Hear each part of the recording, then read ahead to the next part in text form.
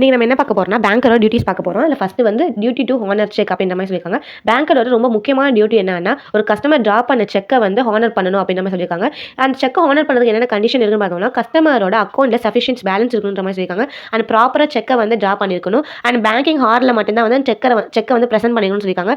இன்னொன்று என்ன சொல்லியிருக்காங்க அப்படின்னா கோர்ட் ஆர்டர் இல்லாமல் வந்து பேமெண்ட்டை வந்து ஸ்டாப் பண்ணக்கூடாது அப்படின்னு சொல்லியிருக்காங்க. ஏதாச்சும் ராங்ஃபுல் ஆக்ட் இருந்தால் மட்டும்தான் வந்து அதை வந்து டிஸ்ஆனர் பண்ண முடியும். மேபி வந்து அந்த பேங்க் வந்து ராங்ஃபுல்லாக டிஸ்ஆனர் பண்ணனா கஸ்டமரோட ரெப்புடேஷன் அந்த இடத்துல பாதிக்கும். அப்படி இருக்கும்போது பேங்க் தான் லயபிள்னு சொல்லியிருக்காங்க. இது எந்த செக்ஷனில் சொல்லியிருக்காங்க பார்த்தோம்னா செக்ஷன் 31 நெகோஷியபிள் இன்ஸ்ட்ருமெண்ட் ஆக்ட் 1881 வந்து டிஃபைன் பண்ணியிருக்காங்க. இதை எந்த கேஸில் நம்ம லிங்க் பண்ணி பார்க்கலாம்னா bank of Bihar versus Damodar Prashant. இந்த கேஸில் என்ன ஆயிருக்கும் அப்படின்னு சொல்லி பார்த்தோம்னா சேம் இதே தான் சொல்லியிருப்பாங்க. கஸ்டமர் வந்து அவங்க பேங்க் அக்கௌண்ட் வந்து சஃபிஷியன்ட் பேலன்ஸ் வச்சிருக்காங்க. பட் வந்து பேங்க் என்ன பண்ணிட்டாங்கன்னா செக் வந்து டிஸ்ஆனர் பண்ணிட்டாங்க.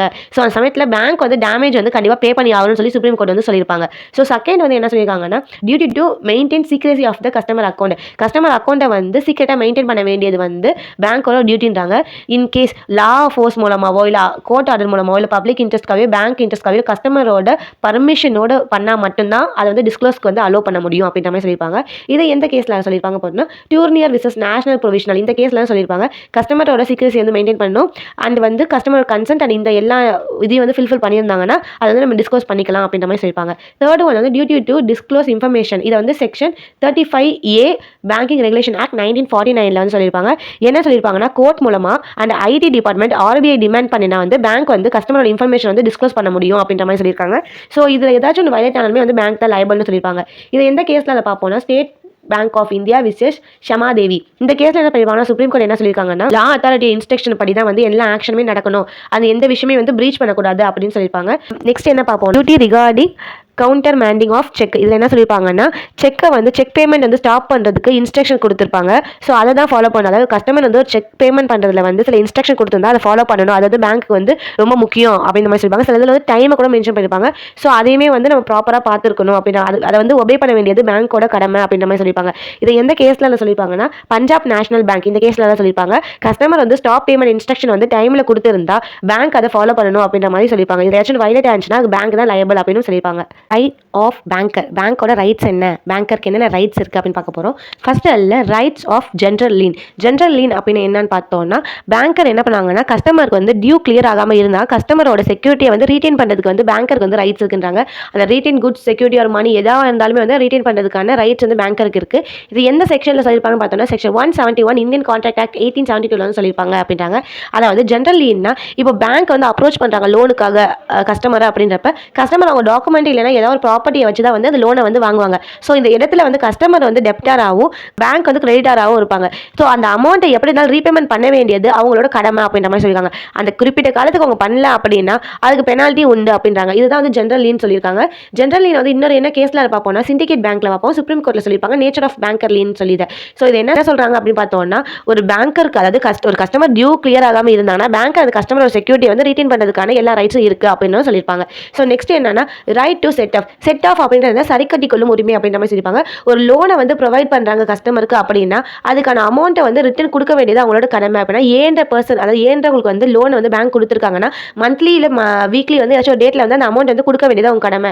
மேபி அவங்க கொடுக்கல அப்படின்றப்ப என்ன பண்ணணும்னா அதை வந்து இன்னொரு அக்கௌண்ட் வச்சிருப்பாங்களா அவங்க சேம் அந்த இன்னொரு அக்கௌண்ட்டில் இருந்து அதை வந்து அட்ஜஸ்டபிள் பண்ணிக்க வேண்டியதுக்கான எல்லா ரைட்ஸும் இவருக்கு இருக்குது அப்படின்றாங்க. இப்போ ஏன்ற பர்சன் வந்து 2 அக்கௌண்ட் வச்சிருக்காங்க. அதில் ஒரு அக்கௌண்ட்டில் மட்டும்தான் வந்து லோன் வாங்கியிருக்காங்க, இன்னொரு அக்கௌண்ட்டில் வாங்கலை. ஆனால் இவங்க என்ன பண்ணிருக்காங்க லோன் வாங்கியிருக்க அக்கௌண்ட்டில் வந்து எந்த ஒரு பேலன்ஸையும் வந்து மெயின்டைன் பண்ணிக்கல. இன்னொரு அக்கௌண்ட் வச்சிருக்காங்களா அதில் தான் வந்து அக்கௌண்ட்லாம் மெயின்டைன் பண்ணுறாங்கன்றப்ப பேங்க் என்ன பண்ணிக்கலாம் அந்த இன்னொரு அக்கௌண்ட்டில் இருந்து அந்த லோனை மட்டும் பிடிச்சிக்கிறதுக்கான ரைட்ஸ் இருக்குது அப்படின்ற மாதிரி சொல்லியிருக்காங்க. இதை எந்த கேஸில் பார்ப்போம்னா பஞ்சாப் நேஷனல் பேங்க். இந்த கேஸில் பார்க்கலாம். ஸோ இந்த கேஸில் சொல்லியிருப்பாங்க செட் ஆஃப்க்கு வந்து பேங்க்கு வந்து ரைட்ஸ் இருக்குது அப்படின்னு சொல்லி சுப்ரீம் கோர்ட் சொல்லியிருப்பாங்க. ஏன்னா அட்ஜஸ்டபிள் வந்து பண்ணிக்கலாம் அப்படின்னு சொல்லியிருப்பாங்க. அது சேம் கெப்பாசிட்டி இருக்கணும் அதுலேயும் அந்த அக்கௌண்ட்லையும் அப்படின்றாங்க. ஸோ தேர்ட் ஒன் என்னன்னா கம்பைன் அக்கௌண்ட். ஒரு பர்சன் வந்து ஒன்றுக்கு மேற்பட்ட அக்கௌண்ட் வச்சிருந்தாங்க அப்படின்னா அந்த அக்கௌண்ட்டை கம்பைன் பண்ணணும்னா அவங்களுக்கு வந்து நோட்டீஸ் நம்ம ப்ராப்பராக கொடுக்கணும் அப்படின்னு சொல்கிறாங்க. இது எந்த கேஸில் பார்ப்போம் அப்படின்னு சொல்லி பார்த்தோம்னா ஹலிஸ்வான். இந்த கேஸில் வந்து பார்ப்போம். இந்த கேஸில் வந்து அவங்க வந்து பேங்க் அக்கௌண்ட்டை வந்து கம்பைன் பண்ணுறதுக்கு ரைட்ஸ் இருக்குது பேங்க் இருக்குது. ஆனால் அதுக்கு ப்ராப்பராக வந்து கஸ்டமருக்கு வந்து நம்ம சொல்லணும் நோட்டீஸ் கொடுக்கணும். அது ரீசனபிள் நோட்டீஸ் கொடுத்ததுக்கப்புறம் அதாவது அக்ரிமெண்ட் இல்லாட்டி இது ஒரு ரீசனபிள் நோட்டீஸ் கொடுத்ததுக்கப்புறம் தான் வந்து அந்த அக்கௌண்ட் நம்ம ஹோல்ட் பண்ண முடியும்னு சொல்லி கோர்ட் சொல்லியிருப்பாங்க. ஃபோர்த் ஒரு என்னன்னா right to charge interest and service.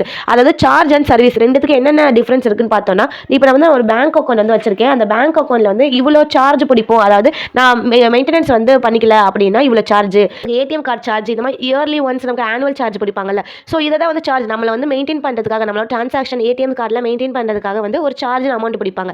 So service அப்படின்றது சர்வீஸ்ன்னு சொல்லுவாங்கல்ல. இப்போ வந்து நான் ஒரு டிமாண்டோ இல்லைன்னா ஒரு டிராஃப்ட் பண்ணுறேன், ஒரு 1000 ரூபீஸ் வந்து ஒருத்தவங்களுக்கு நான் அனுப்புறேன் அப்படின்றப்ப சர்வீஸ் சார்ஜ் அப்படின்னு. இப்போ நமக்கு ஏதாச்சும் ஒரு கவர்மெண்ட் எக்ஸாம் அப்ளை பண்ணுறோம்னா அப்போ வந்து நெட் பேங்கிங்கில் மட்டும் தான் பேமெண்ட் பண்ண முடியும். நெட் பேங்கிங்கில் பண்ணும்போது அதுக்கு சர்வீஸ் சார்ஜ் வந்து ஒரு 5 ரூபாவோ இல்லை 2 ரூபா பிடிப்பாங்கல்ல. ஸோ இது சர்வீஸ் சார்ஜ். ஸோ சார்ஜ்ன்றது வேறு, சார்ஜ் தான் மெயின்டைன் பண்ணுறது. ஸோ சர்வீஸ்னா நான் பண்ணுற சர்வீஸ்க்கு அவங்க கமிஷன் பிடிக்கிறாங்களா, அதை தான் வந்து சொல்கிறாங்க.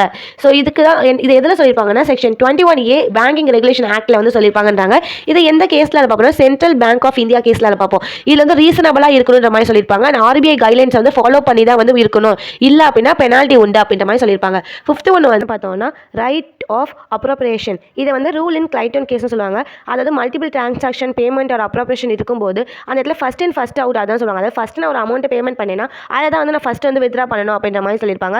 ஸோ அதை தான் வந்து இந்த இடத்துல சொல்லியிருப்பாங்க. அப்ரோப்ரியேட்டாக இவ்வளோ தான். இப்போ நான் வந்து ஒரு அக்கௌண்ட் ஓப்பன் பண்ணியிருக்கேன். அந்த அக்கௌண்ட்டில் ஃபஸ்ட் நான் 5000 ரூபா போட்டிருக்கேன். ஸோ நான் டெபாசிட் பண்ணியிருக்கிறது 5000 ரூபா. நான் வித்ரா பண்ணும்போது சேம் அந்த 5000 ரூபா தான் ஃபஸ்ட் எடுக்க முடியும். அதுக்கப்புறம் நான் எவ்வளோ, அதாவது நான் 5000 ரூபாய்க்கு அப்புறம் நான் எவ்வளோ அமௌண்ட் வேணால் போட்டிருப்பேன், 5000 ரூபா போட்டிருப்பேன். அதுக்கப்புறம் மேற்கொண்டு நான் போட்டு என்கிட்ட இப்போ 1 லட்சம் இருக்குது. ஸோ இப்போ நான் ஃபஸ்ட்டு வித்ரா பண்ண போகிறேன். அந்த அமௌண்ட் நான் போட்டதுலேருந்து ஒரு வாட்டி கூட நான் வந்து வித்ரா பண்ணதே இல்லை. இப்போ நான் வித்ரா பண்ண போகிறேன் அப்படின்னா ஃபஸ்ட்டு நான் 5000 ரூபா தான் என்னால் எடுக்க முடியும் அப்படின்னு சொன்னாங்க. ஸோ இதை தான் வந்து இந்த கிளைட்டன் கேஸில் சொல்லியிருப்பாங்க, ஃபஸ்ட் இன் ஃபஸ்ட் அவுட்டுன்னு. ஸோ சேம் அதே தான் தேவைசி இந்த கேஸ்லேயும் சொல்லியிருப்பாங்க. நான் எவ்வளோ அமௌண்ட் போட்டுக்கேனோ ஆனால் அந்த அக்கௌண்ட் வந்து ரன்னிங்கில் இருக்கணும். அந்த அக்கௌண்ட் பேங்க் வந்து ரன்னிங், அந்த அக்கௌண்ட் ரன்னிங்கில் இருக்கும்போது அந்த அமௌண்ட் எடுக்க முடியும்னு சொல்லியிருப்பாங்க. ஸோ இதோட வந்து ரைட்ஸ் ஆஃப் பேங்க் அது எல்லாமே முடியுது. தேங்க்யூ.